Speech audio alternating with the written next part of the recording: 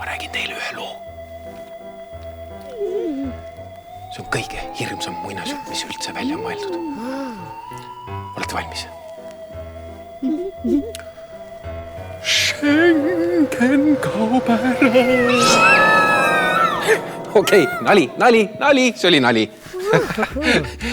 Rahu, Schengen ei kao mitte kuhugi. See sõna, Schengen, mida see tähistab?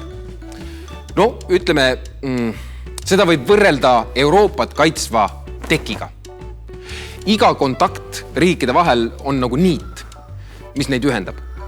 Uuringud on näidanud, et mida rohkem on neid niite, seda rohkem neid tuleb ka juurde.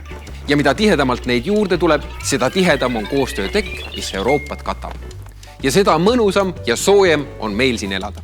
Schengen tähendabki tänapäeval 26 Euroopa riigi kokkulepet, et omavahelised piirid kaotatakse ära.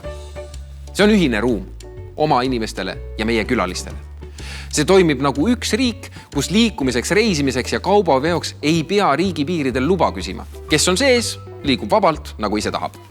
Schengen tähendabki liikumisvabadust. Just, täpselt. Ja tänu liikumisvabadusele on meil tõeliselt lihtne reisida, kuhu aga tahame. Piirikontrolli kaotamine hoiab aastas kokku miljoneid tunde Euroopa inimeste väärtuslikku aega. Mõni inimene reisib 2 kätt taskus, aga mõni teine tahab kaasa võtta terve hunniku asju. Vabadus liikuda üle riigi piiride on teinud kaubavahetuse Euroopa riikide vahel palju kiiremaks ja palju lihtsamaks. Kui varem pidi kaubakoorem igal piiril tunde ootama, siis nüüd ei kulu selleks peaaegu üldse aega. Kui kaupade vaba liikumine peaks Euroopas lõppema, tähendaks Euroopa majandusele suurt lisakulu. Näiteks sakslased on välja arvutanud, et ainult neile läheks piiride sulgemine maksma ligi 10 miljardit eurot aastas. Majanduses tähtsam on aga see, mida liikumisvabadus annab inimestele. Ligi 2 miljonit eurooplast käib igapäevaselt tööl piiri taga. Ka eestlased on seda võimalust väga palju kasutanud, et oma heaolu suurendada ja oskusi arendada. 30 000 eestimaalast. Ja see on rohkem kui Viljandis ja Haapsalus elanike kokku, rändab pidevalt oma teises riigis oleva töökoha ja Eesti kodu vahet, mis ilma Schengenita oleks väga palju keerulisem.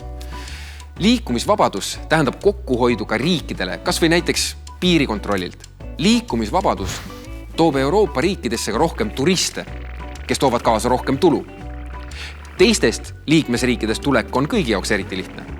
Lihtsalt istud rongi, lennukisse või autosse ja tuled. Samuti on ühise viisasüsteemi tõttu lihtsam tulla turistidel mujalt maailmast, kes saavad hakkama ühe Schengeni viisaga ja ei pea eraldi hankima selliste ühe Aasia või Afrika inimese jaoks väga keeruliste riikide nagu Austria, Poola või jumal hoidku sellest Eesti viisasid. Schengeni lepe tähendabki lihtsust ja kokkuhoidu kodanikele, aga ta tähendab ka suuremat turvalisust. Riigid pingutavad ühiselt, et kaitsta välispiire ja sellesse panustavad kõik riigid. Näiteks ehitame me praegu teiste riikide toel välja tõeliselt kaasaegset idapiiri. Schengeni riikide politseiasutused teevad tihedat koostööd, et tagada kõikide oma kodanike kaitse. Nad teavitavad üksteist ohtudest ja muudest oma, põnevatest leidudest. Erinevate riikide politseid tegutsevad nagu üks mees. Ja ongi oht kõrvaldatud.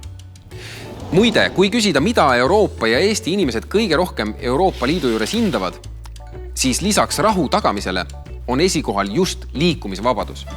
Kõik muud head asjad nagu ühine raha ja majandusareng jäävad sellest kaugele maha. Pat nii, mõelge selle peale. Mina lähen nüüd Bulgaariasse sõbrale külla ja lähen lihtsalt naljavilluks läbi Portugali. Sest see on nii lihtne. Kuki-muki.